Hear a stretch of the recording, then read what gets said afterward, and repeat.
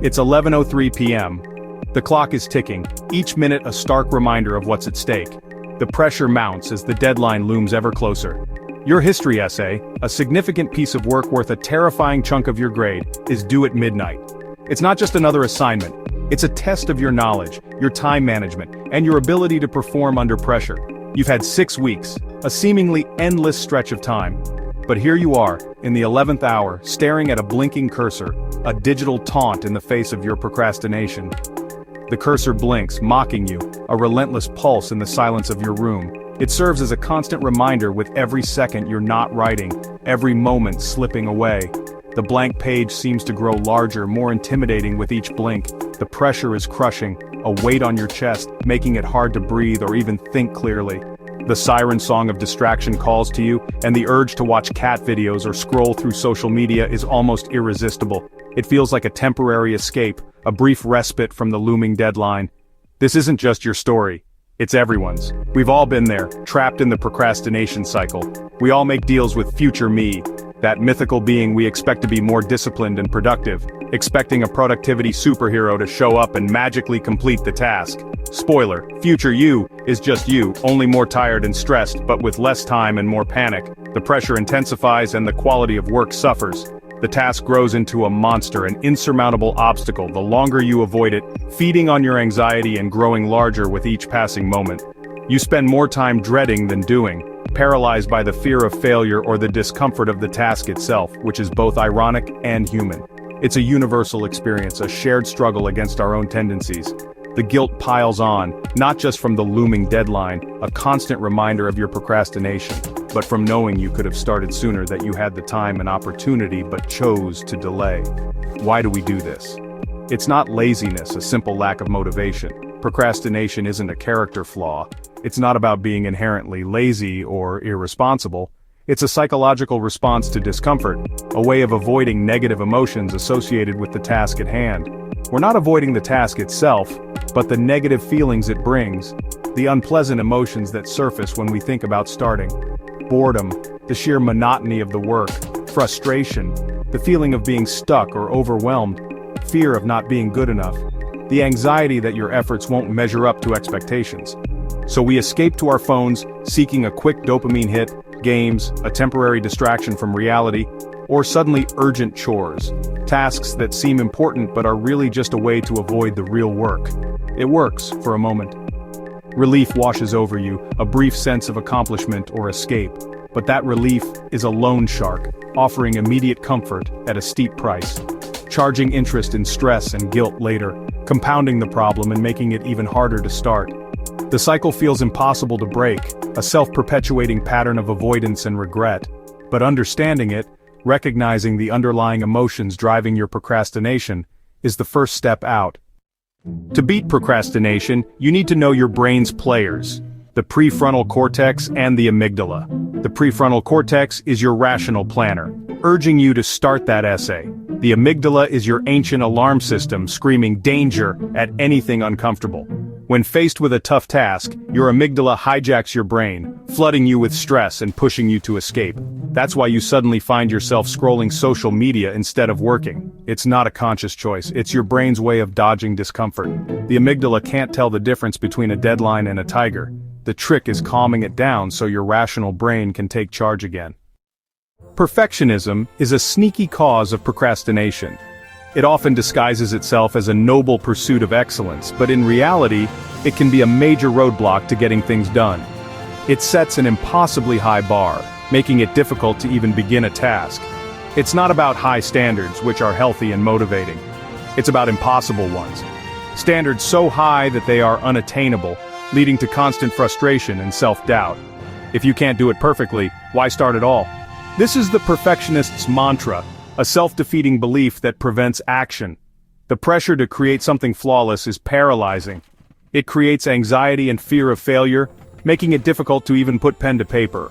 So you delay, finding distractions and excuses to avoid the task at hand, telling yourself you'll do better with more time, that you'll be more inspired or have more energy later. But procrastination gives you an excuse, a built-in justification for not achieving perfection. I only had an hour, of course it's not my best. This allows you to avoid confronting your perceived inadequacies. This protects your ego, shielding you from the potential pain of not meeting your own unrealistic expectations.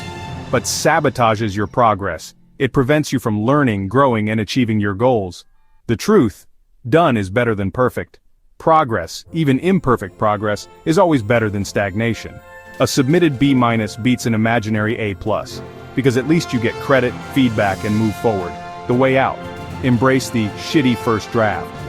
Allow yourself to create something imperfect, something flawed as a starting point. Give yourself permission to be messy. Don't worry about grammar, spelling, or structure in the initial stages.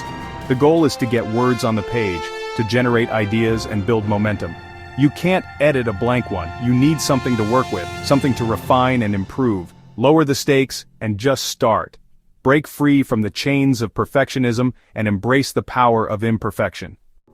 Procrastination, unfortunately, is a habit, loop, cue, routine, reward. It's a cycle. The cue is often a negative feeling: stress, boredom, confusion. Your brain recognizes it and instinctively says, let's escape this feeling. The routine is your go-to method of avoidance: YouTube, snacks, anything but work. The reward you get? Instant relief and a quick hit of dopamine. Your brain learns this works effectively, so the loop gets stronger and stronger. Next time you feel that cue, you'll likely procrastinate even faster than before. It becomes automatic, a reflex you barely even notice happening. But knowing and understanding the loop is the crucial first step to breaking free from it. How do you break the habit? Not with willpower, but with cleverness. Enter the 2-minute rule. Make the first step so easy your brain can't object. Want to read more? Just read 1 page. Studying? Review notes for 2 minutes. Writing an essay? Write 1 sentence. Anyone can do that. This tiny step bypasses your brain's alarm system. The goal isn't results in 2 minutes, it's building the habit of starting. Once you start, momentum often carries you further. The hardest part is beginning. The 2-minute rule makes starting effortless. It's a gateway to bigger progress. Lower the barrier and watch yourself move. Your environment shapes your focus. Willpower alone won't save you from distractions. Design your space to make focus easy and procrastination hard. Start by removing your biggest distraction, your phone. Don't just silence it, put it in another room. Make it inconvenient to check. Set up your workspace for 1 task only. Clear the clutter, close extra tabs. Create a study zone your brain associates with work. Use tools like website blockers or the Pomodoro technique. 25 minutes of work, 5-minute break. Break big tasks into manageable chunks. By controlling your environment, you rely less on willpower. You build a fortress of focus. Make the right choice the easy choice. Fighting procrastination isn't about achieving some impossible standard of perfection. It's not about becoming a productivity machine overnight. It's about persistence. It's about showing up, even when you don't feel like it, and consistently putting in the effort, day after day. You're not lazy, you're human, wired to avoid discomfort. Your brain is simply trying to protect you from perceived threats, even if that threat is just a challenging assignment. The goal isn't to eliminate procrastination entirely. That's an unrealistic expectation that will only lead to more frustration. The real goal is to get a little better each day, to make small, incremental improvements that gradually shift your habits and mindset. Notice the dread, that feeling of resistance that arises when you think about starting. Then instead of succumbing to it, take 1 tiny step forward. Break down the task into something so small, so manageable that it feels almost effortless. Forgive yourself when you slip, when you inevitably give in to the urge to procrastinate. Don't beat yourself up about it. Acknowledge it, learn from it, and try again. Every time you use the 2-minute rule, every time you commit to just a tiny bit of progress, you cast a vote for your future self.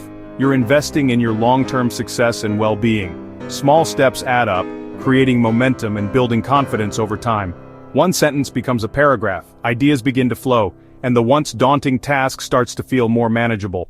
Then a finished essay, a completed project, a sense of accomplishment that fuels your motivation. Tiny choices compound into big results. Consistent effort, even in small doses, leads to significant progress. Change isn't a leap, a sudden transformation that happens overnight. It's a steady walk, a journey of consistent effort and small victories. Next time you face that blinking cursor, that blank page that seems to mock your lack of inspiration, be kind to yourself. Acknowledge the resistance, but don't let it paralyze you. Take the smallest step, the most insignificant action that will get you moving forward. Open the book, even if you only read 1 page. Write a sentence, even if it's just a simple statement of the topic. Set a timer, commit to working for just 2 minutes. You'll be surprised, amazed even, at how far one small step can take you. You'll discover that momentum is a powerful force, and that even the smallest action can trigger a cascade of positive results. The power to change, the ability to overcome procrastination is within your reach in the next 2 minutes, in the next small step you take.